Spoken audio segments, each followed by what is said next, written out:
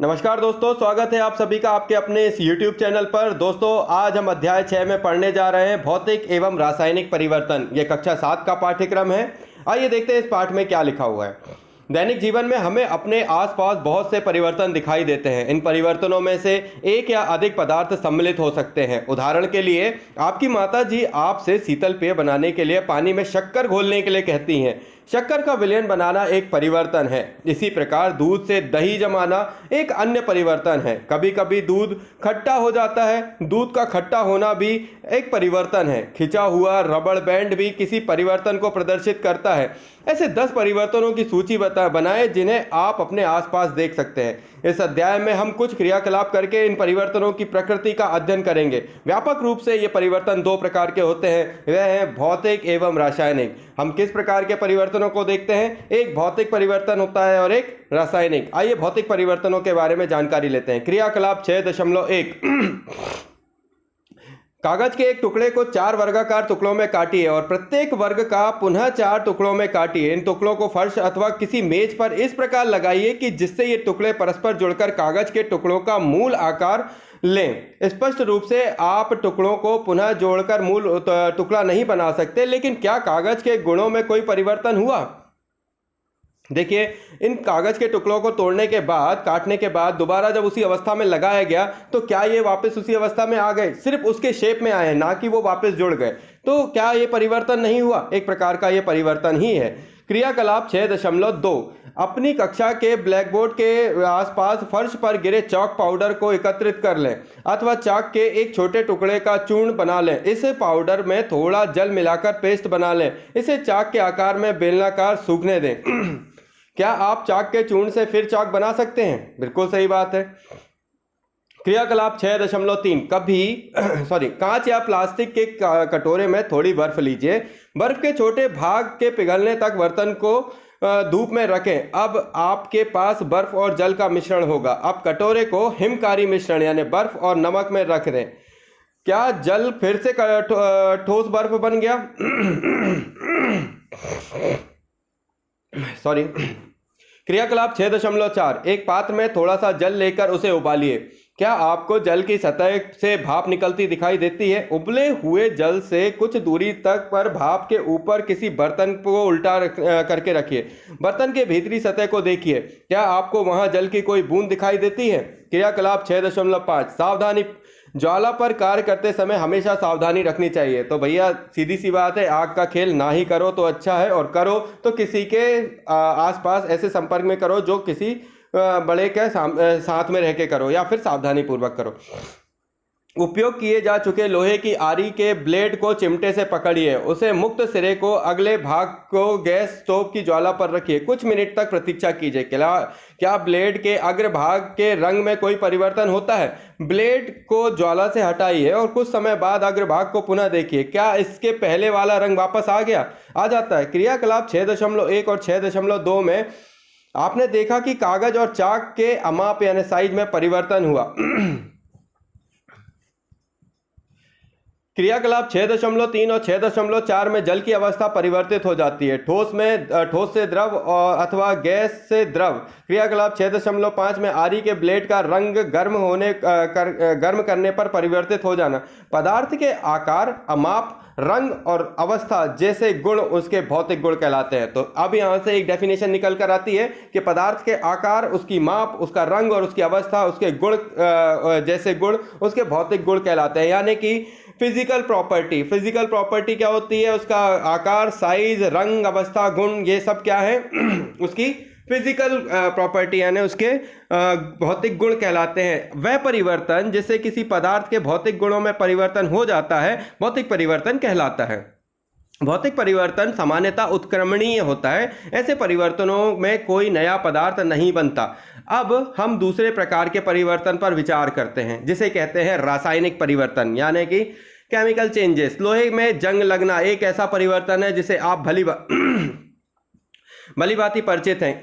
यदि आप लोहे के एक टुकड़े को कुछ दिनों के लिए खुले में छोड़ दें तो इस पर क्या हो गया? इस पर भूरे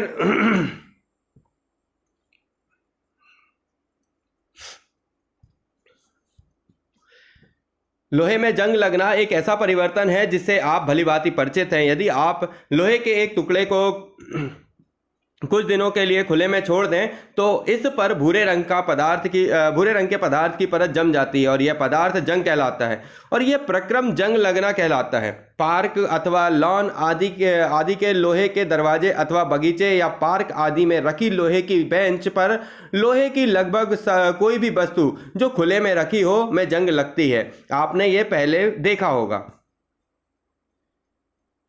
ठीक है।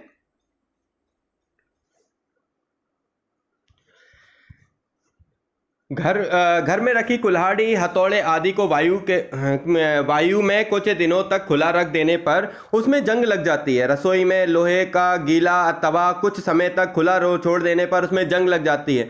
जंग लोहा नहीं है, जंग उस पदार्थ से भिन्न होती है जिस पर वह लगती है। आइए हम कुछ ऐसे परिवर्तनों पर विचार करें जिनमें नए पदार्थ निर्मित होते हैं। क्रियाकलाप 6.6 शिक्षक द्वारा निर्देशित किए जाने के लिए सावधानी। मैग्नीशियम के जलते हुए फीते अथवा तार की ओर लंबी अवधि तक देखना हानिकारक होता है। शिक्षकों को बच्चों को बताना चाहिए कि वे जलते हुए मैग्नीशियम की ओर अधिक समय तक टकटकी लगाकर ना देखें। मैग्नीशियम की पतली पट्टी यानी कि फीता अथवा तार का टुकड़ा लीजिए और इसके सिरों को रेगमाल से साफ करें। ये देखिए मैग्नीशियम का जलता हुआ फीता। सिरे को मोमबत्ती की लौ के पास लाइए। यह चमकदार श्वेत प्रकाश देती हुई जलने लगेगी। पूरी तरह जलने के बाद कुछ श्वेत भस्म यानी पाउडर शेष बचता है। क्या भस्म मैग्नीशियम के फीते जैसी लगती है? इस परिवर्तन को निम्नलिखित समीकरण द्वारा व्यक्त किया जाता है। Magnesium Mg plus oxygen O2 tends to magnesium oxide यानी MgO। ध्यान दें कि यहाँ लिखी समीकरण गणित में प्रयुक्त समीकरणों से भिन्न है। इस प्रकार के समीकरणों में तीर का अर्थ है बनना या हो जाना। इस पुस्तक में रासायनिक समीकरणों को संतुलित करने का कोई प्रयास नहीं किया जा रहा है और ना ही यह छात्रों के लिए अपेक्षित है। भस्म को एकत्रित करके इससे जल की कुछ मात्रा मिलाइए। मिश्रण जलीय विलयन को अच्छी तरह हिलाइए। मिश्रण का लाल और नीले लिटमस पत्र पर परीक्षण कीजिए। क्या मिश्रण लाल लिटमस को नीला कर देता है?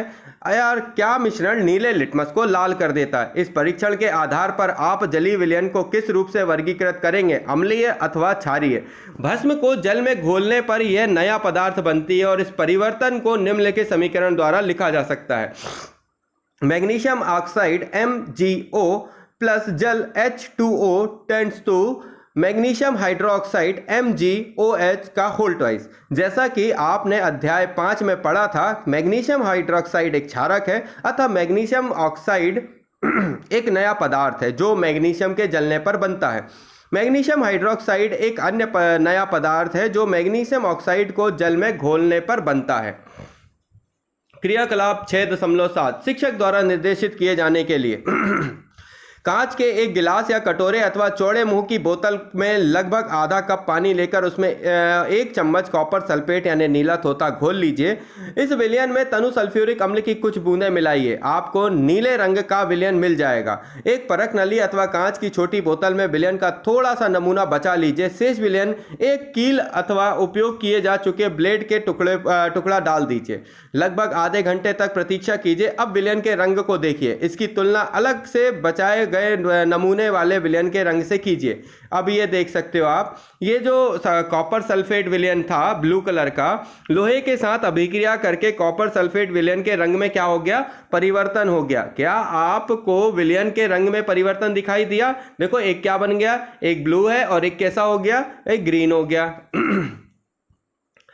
है ना, बैगनी कलर है ये। ठीक है, आपको जो परिवर्तन दिखाई देते हैं वे कॉपर सल्फेट और लोहे के बीच अभिक्रिया के कारण होते हैं। विलयन के रंग का नीले से हरा हो जाना एक नए पदार्थ आयरन सल्फेट के बनने के कारण होता है। लोहे की कील पर भूरा निक्षेप कॉपर या तांबे की परत के कारण होता है जो एक अन्य नया पदार्थ है। हम इस अभिक्रिया को निम्न प्रकार से व्यक्त कर सकते हैं। देखिए, कॉपर सल्फेट विलयन CuSO4 नीला थोथा प्लस लोहा Fe। अब इससे क्या बनेगा? टेंड्स टू आयरन सल्फेट विलयन FeSO4 हरा प्लस कॉपर Cu भूरा निक्षेप। क्रियाकलाप 6.8, किसी परख नली में लगभग 1 चम्मच सिरका लीजिए, इसमें चुटकी भर खाने का सोडा डालिए, आपको एक बुदबुदाहट की धुनी सुनाई देगी। यानी कि आप क्या करते एक परख नली में 1 चम्मच सिरका लेते हैं, है ना। जो सिरका है वो अपन को खट्टा पदार्थ है, अपन जानते हैं ये क्या है, एक एसिड है ना, अम्ल है, और इसमें चुटकी भर खाने का सोडा मिला दीजिए। अब आपको एक बुदबुदाहट की आवाज आएगी, ठीक है, गैस के बुलबुले बाहर निकलते दिखाई देंगे। ये इस गैस को चित्र 6.5 में दिखाई गई व्यवस्था के अनुसार ताजे बने चूने के पानी में से गुजारिए। चूने का पानी तैयार करने की विधि अध्याय 5 में बताई गई है। चूने के पानी में क्या परिवर्तन होता है? परख नली में परिवर्तन निम्न प्रकार से होता है। सिरका यानी कि एसिटिक अम्ल प्लस खाने का सोडा यानी सोडियम हाइड्रोजन कार्बोनेट। खाने का सोडा क्या होता है? सोडियम हाइड्रोजन कार्बोनेट, और सिरका एसिटिक अम्ल से क्या बनेगा? कार्बन डाइऑक्साइड CO2 प्लस अन्य पदार्थ। यहाँ पर आप देख सकते हो क्या हुआ, यहाँ पर चूने के पानी में से गैस का गुजारने के लिए व्यवस्था हमने यहाँ पे क्या किया, सिरका प्लस खाने का सोडा मिलाया। खाने के सोडे का क्या फॉर्मूला होता है? देखो अभी अपन ने पढ़ा था, खाने के सोडे को अपन क्या बोलते हैं? Sodium hydrogen carbonate, sodium hydrogen carbonate, और सिरके को एसिटिक अम्ल, कार्बन डाइऑक्साइड को CO2 से दर्शाते हैं। तो सिरका प्लस खाने का सोडा। अब ये यहाँ से क्या हुआ, आगे बढ़ाएंगे, यहाँ से जब इसको उसमें मिलेंगे, चूने के पत्थर मिलाएंगे, तो वहाँ से क्या नहीं जनरेट होगी? कार्बन डाइऑक्साइड जनरेट होगी, जो क्या होगी, आगे की तरफ बढ़ेगी। तो अपन इस चीज़ को प्रदर्शित कर पाए। कार्बन डाइऑक्साइड और चूने के पानी के बीच अभिक्रिया निम्न प्रकार से होगी। CO2 यानी कार्बन डाइऑक्साइड प्लस चूने का पानी CaOH whole twice calcium carbonate बनेगा CaCO3 प्लस जल पानी CH2O। जब कार्बन डाइऑक्साइड को चूने के पानी में प्रवाहित किया जाता है तो कैल्शियम कार्बोनेट बनता है, जिससे चूने का पानी दूधिया हो जाता है, और चूने के पानी का दूधिया हो जाना कार्बन डाइऑक्साइड का मानक परीक्षण है। आप इसका उपयोग अध्याय 10 में यह देखने के लिए करेंगे कि हम श्वसन में जो वायु बाहर निकालते हैं वह उससे कार्बन डाइऑक्साइड की मात्रा अधिक होती है। क्रियाकलाप 6.6 से 6.8 में आपने देखा कि प्रत्येक परिवर्तन में एक या अधिक नए पदार्थ बने थे। क्रियाकलाप 6.6 में मैग्नीशियम को जलाने पर बनने वाली भस्म एक नया पदार्थ थी। क्रियाकलाप 6.7 में कॉपर सल्फेट की लोहे के साथ अभिक्रिया से आयरन सल्फेट और कॉपर बने थे। अब अपन ने यहाँ पे क्या क्या चीजें देखी? कॉपर सल्फेट की लोहे के साथ, जब अपन ने कॉपर सल्फेट की अपन ने जब लोहे के साथ अभिक्रिया करवाई थी तो क्या बना था? आयरन सल्फेट बना था और कॉपर बना था। अब ये दोनों नए पदार्थ है। कॉपर लोहे के ब्लेड से निक्षेपित हो गया था। क्रियाकलाप 6.8 में सिरका और खाने के सोडे की अभिक्रिया से कार्बन डाइऑक्साइड बनी थी, जिससे चूने के पानी को दूधिया कर दिया था। क्या आप इस अभिक्रिया से बनने वाले नए पदार्थ का नाम बता सकते हैं? वह परिवर्तन जिससे एक अथवा एक से अधिक नए पदार्थ बनते हैं रासायनिक परिवर्तन कहलाते हैं। रासायनिक परिवर्तनों को रासायनिक अभिक्रियाएं भी कहते हैं। वह परिवर्तन जिससे एक या एक से अधिक नए पदार्थ बनते हैं क्या कहलाते हैं? रासायनिक परिवर्तन। और भौतिक परिवर्तन में क्या था कि भौतिक परिवर्तन वे होते हैं जिनसे क्या होती है कि उसके पदार्थ के में कोई चेंजेस नहीं होता, बस वो क्या करते हैं, उनके आकार रूप रंग में बस बदलाव होता है, नया पदार्थ नहीं बनता। रासायनिक परिवर्तन हमारे जीवन में अत्यधिक महत्वपूर्ण है। सभी नए पदार्थ रासायनिक परिवर्तनों के परिणाम स्वरूप ही बनते हैं। उदाहरण के लिए यदि किसी अयस्क में से धातु का निष्कर्षण करना हो तो ऐसा अयस्क से लोहे का, तो हमें निश्चित क्रम में रासायनिक परिवर्तन करने पड़ते हैं। औषधि भी रासायनिक अभिक्रियाओं की श्रृंखला का अंत्य उत्पाद होती है। उपयोगी नए पदार्थ जैसे प्लास्टिक और अपमार्जक डिटर्जेंट्स जिनको कहते हैं को रासायनिक अभिक्रिया द्वारा ही बनाया जाता है। वास्तव में प्रत्येक नए पदार्थ की खोज रासायनिक परिवर्तनों का अध्ययन करके ही की गई है। हमने देखा है कि रासायनिक परिवर्तन में एक या एक से अधिक नए परिवर्तन निर्मित होते हैं। नए उत्पाद यानी पदार्थों के अतिरिक्त रासायनिक परिवर्तनों में निम्न घटनाएं भी हो सकती हैं। ऊष्मा, प्रकाश अथवा किसी अन्य प्रकार के विकिरण, उदाहरण के लिए पराबैंगनी या मुक्त बाहर निकलना अथवा उनका अवशोषित होना, ध्वनि का उत्पन्न होना, गंध में परिवर्तन होना अथवा किसी नई गंध का बनना, रंग में परिवर्तन या किसी गैस का बनना। आइए हम ये कुछ उदाहरण पर विचार करते हैं। आपने देखा है कि मैग्नीशियम के फीते को जलाना एक रासायनिक परिवर्तन है। कोयला, लकड़ी अथवा पत्तियों का जलना रासायनिक परिवर्तन है। वास्तव में किसी भी पदार्थ का जलना एक रासायनिक परिवर्तन है। जलने के साथ सदैव ऊष्मा का उत्पादन होता है। पटाखों का विस्फोट एक अन्य रासायनिक परिवर्तन है। आप जानते हैं कि ऐसा विस्फोट से ऊष्मा, प्रकाश, ध्वनि और अरुचिकर गैसें उत्पन्न होती हैं जो वायुमंडल को प्रदूषित करती हैं। इसलिए आपको पटाखे न जलाने की सलाह दी जाती है। जब भोजन सामग्री बासी हो जाती है अथवा सड़ गल जाती है तो उससे दुर्गंध आने लगती है। क्या इस परिवर्तन को रासायनिक परिवर्तन कह सकते हैं? अवश्य कह सकते हैं, क्योंकि इससे क्या हुआ, केमिकल चेंजेस आए और वह जो है क्या हुआ, सड़ गया पदार्थ। चलिए आगे बढ़ते हैं, इसमें कुछ जानते हैं। सुरक्षात्मक आवरण, आपने वायुमंडल में ओजोन की परत के बारे में अवश्य सुना होगा। यह हमें सूर्य के प्रकाश में उपस्थित हानिकारक परावैंगनी विकिरणों से बचाती है। ओजोन परावैंगनी विकिरणों को अवशोषित कर लेती है और ऑक्सीजन में परिणत हो जाती है। ऑक्सीजन ओजोन से भिन्न होती है। और क्या हम ओजोन के अपघटकों को रासायनिक परिवर्तन कह सकते हैं? यदि ओजोन द्वारा परावैंगनी विकिरणें अवशोषित नहीं होती तो पृथ्वी की किस सतह पर पहुंचकर हमें अन्य जीवों को हानि पहुंचाती हैं? ओजोन इस विकिरण में से हमें सुरक्षा प्रदान करने के लिए प्राकृतिक आवरणों की तरह कार्य करती हैं। संभवतः आपने देखा होगा कि यदि सेब को काटने के बाद तत्काल ना खा लिया जाए तो उसके कटे हुए टुकड़े भूरे रंग के हो जाते हैं। यदि आपने रंग में यह परिवर्तन नहीं देखा तो किसी सेब का एक टुकड़ा काटिए और उसमें कुछ देर के लिए ऐसे छोड़ दीजिए। इसी प्रकार का क्रियाकलाप आलू अथवा बैगन के टुकड़े के साथ दोहराइए। ऐसी प्रत्येक स्थिति में रंग का परिवर्तन वास्तव में किसी नए पदार्थ अथवा पदार्थों के बनने के कारण होता है। क्या यह परिवर्तन रासायनिक परिवर्तन नहीं है? आप बताइएगा मुझे। अध्याय 1 में हमने पढ़ा कि पादप यानी पौधे अपना भोजन प्रकाश संश्लेषण नामक प्रक्रम द्वारा स्वयं बनाते हैं। क्या हम प्रकाश संश्लेषण को रासायनिक परिवर्तन कह सकते हैं? पहली ने कहा कि पाचन भी एक रासायनिक परिवर्तन है। बिल्कुल, पाचन एक रासायनिक परिवर्तन है। हमने पढ़ा हुआ है कि हमारे जो अग्राशय और अमाशय और छोटी आंत, इन तीनों में क्या होते हैं, हमारे जो एसिड्स हैं वो निकलते हैं और खाने का पूरा जो पाचन है उसमें होता है और इस तरीके से कार्य चलता रहता है। अध्याय 5 में आपने अम्ल और क्षार को परस्पर मिलाकर उदासीन किया था। क्या उदासीनीकरण की अभिक्रिया रासायनिक परिवर्तन है? लोहे में जंग लगना। आइए हम जंग लगने की घटना पर पुनः विचार करते हैं। और यह एक नया ऐसा परिवर्तन है जो लोहे की वस्तुओं को प्रभावित करता है और धीरे धीरे उन्हें नष्ट कर देता है। चूंकि लोहे के उपयोग हेतु सेतु, पुल, जहाज, ट्रक आदि के ढांचे बनाने और अन्य कार्य वस्तुओं को बनाने के लिए किया जाता है, अतः जंग लगने के कारण होने वाली आर्थिक हानि बहुत अधिक होती है। जंग लगने की प्रक्रिया को निम्नलिखित समीकरण द्वारा व्यक्त किया जा सकता है। लोहा यानी कि Fe प्लस ऑक्सीजन O2 वायु से प्लस जल H2O, जंग लगने पर क्या बन जाता है? Fe2O3 यानी आयरन ऑक्साइड Fe2O3। जंग लगने के लिए ऑक्सीजन और जल अथवा जल वाष्प दोनों की उपस्थिति अनिवार्य है। वास्तव में यदि वायु में आर्द्रता की मात्रा अधिक हो अर्थात नमी अधिक हो तो जंग जल्दी लगती है। इसलिए मेरी सहेली रीता सदैव लोहे की वस्तुओं में जल्दी जंग लगने की शिकायत करती है क्योंकि वह समुद्र तट के निकट रहती है। अब ऐसा क्यों इसने बोला कि समुद्र तट के निकट रहती है तो उसको जंग लगती है? भाई हमारे घर में नहीं लगती है क्या? मुद्दा यह है कि जब समुद्र के आसपास का जो एरिया होता है वहां पर ह्यूमिडिटी ज्यादा होती है, यानी कि मॉइस्चर ज्यादा होने के कारण ये चीज उनको ज्यादा प्रॉब्लम करती है बजाय हमारे एटमॉस्फेयर के। हम जंग लगने से रोकथाम कैसे करते हैं? लोहे की वस्तुओं को ऑक्सीजन अथवा जल अथवा दोनों के संपर्क में आने से बचाकर ही ऐसा किया जा सकता है। इसका एक सरल उपाय उन पर पेंट अथवा ग्रीस की एक परत चढ़ाना है। वास्तव में लोहे की सभी वस्तुओं पर नियमित रूप से पेंट अथवा ग्रीस की परत चढ़ाते रहना चाहिए जिससे कि उनमें जंग लगने को रोका जा सके। एक अन्य उपाय लोहे के ऊपर क्रोमियम अथवा जस्ते जैसी किसी धातु की परत चढ़ाना है। लोहे पर जिंक की परत चढ़ाने का प्रक्रम यशद लेपन यानी गैल्वेनाइजेशन कहलाता है। अपने घरों में पानी की आपूर्ति के लिए उपयोग होने वाले लोहे के पाइप यशद लेपित होते हैं जिससे उनमें जंग नहीं लगता है।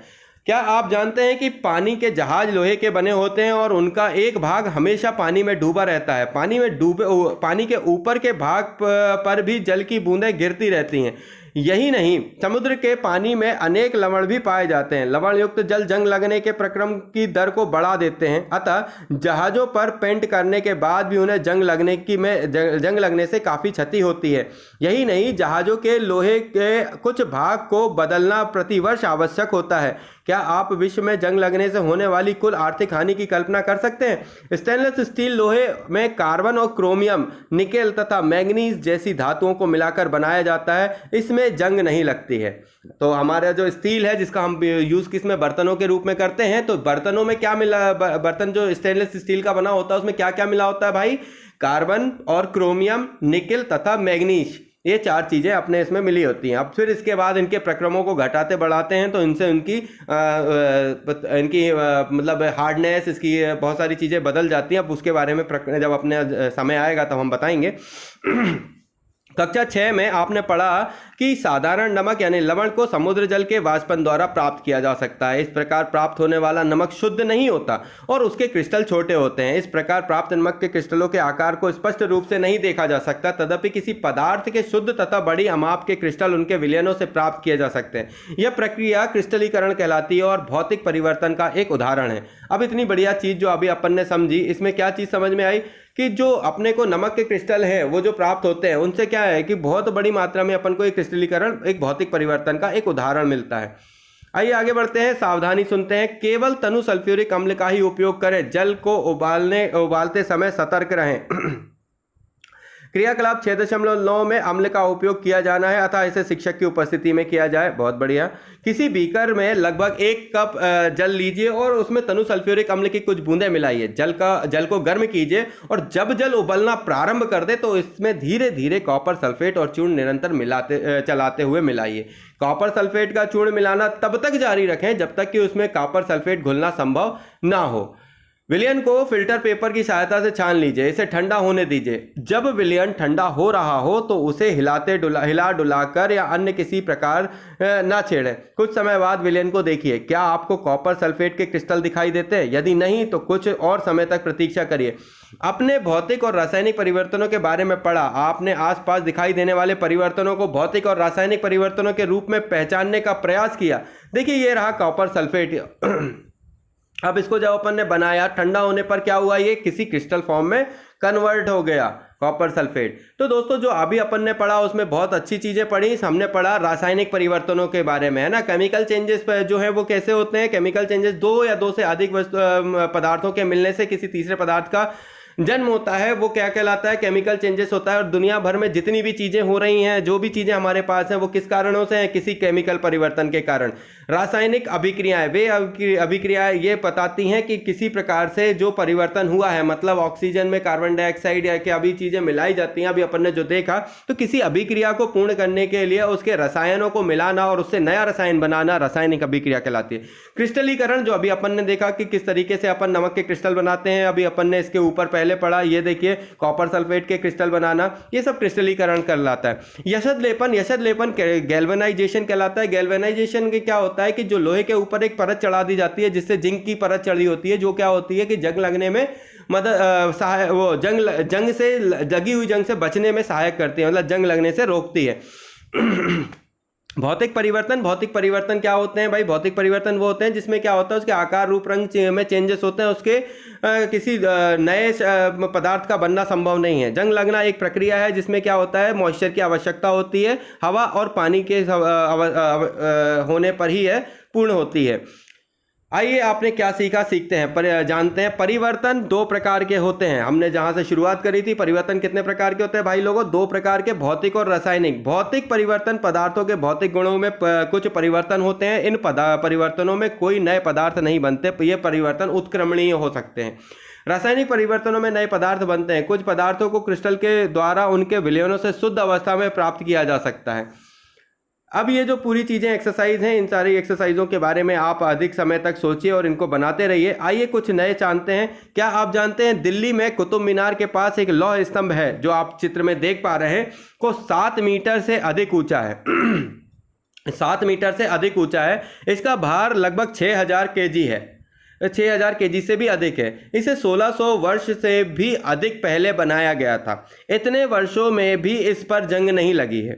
इसके जंग प्रतिरोधक गुण और इसके अमाप की वजह से विश्व भर में सभी भागों के वैज्ञानिकों द्वारा इसका परीक्षण किया गया है और इससे यह जानकारी मिलती है कि अब से 1600 वर्ष पूर्व भारत की धातु प्रौद्योगिकी में कितना विकास हो चुका था। तो देखिए दोस्तों, क्या ऐसा पदार्थ था, ये कैसा अभी भी है, क्या ऐसा पदार्थ है? आप में से किस पदार्थ कोई भी ये जानता है कि वाकई ये पदार्थ है कौन सा? अगर इसमें जंग नहीं लग रही है तो ये लोहे का है या इसके अलावा किसी अन्य चीज का है? तो कभी दिल्ली जाएं तो दिल्ली में इस लौह स्तंभ को अवश्य घूम कर आइएगा। ये बढ़िया जगह है और घूमने के लिए भी बढ़िया है। ये कहाँ पर मिलेगी आपको? दिल्ली के कुतुब मीनार के पास यहाँ पर एक लौह स्तंभ गड़ा हुआ है 16वीं शताब्दी का। है ना। ठीक है, तो दोस्तों यहाँ पर हमने बहुत सारी चीज़ें पढ़ी, कुछ जानकारियाँ मिली और इसके अलावा भौतिक और रासायनिक परिवर्तनों के बारे में हमने डीपली जाना। मेन चीज़ है ये एनसीईआरटी का तारतम्य है आपको लगातार बताने के लिए कि देखिए हमारे पाठ्यक्रम में बहुत सारी ऐसी चीज़ें हैं जिनकी आवश्यकता हमें आने वाले एग्जाम के लिए है और बेसिकली एमपीपीएससी या किसी एग्जाम की तैयारी करने वाले उन सभी योद्धाओं के लिए है। ये भाई आपको इसे पढ़ना ही पड़ेगा, झक मार के पढ़ना पड़ेगा। एक रीड आपकी आवश्यक है, कितनी भी अच्छी बुकें उठा लीजिए लेकिन बेसिक आपको यहीं से ही मिलेगा। तो ये आपको बनाना है, आपको करना है। धीरे धीरे हमारे साथ चलते चलिए, हम इस पाठ्यक्रम को पूरा करेंगे और भी अच्छी चीजें आपके सामने लेकर आएंगे। तो जब तक हमारे पास कुछ खास नया नहीं है, दीजिए इजाजत। जय हिंद, जय भारत। थैंक यू दोस्तों।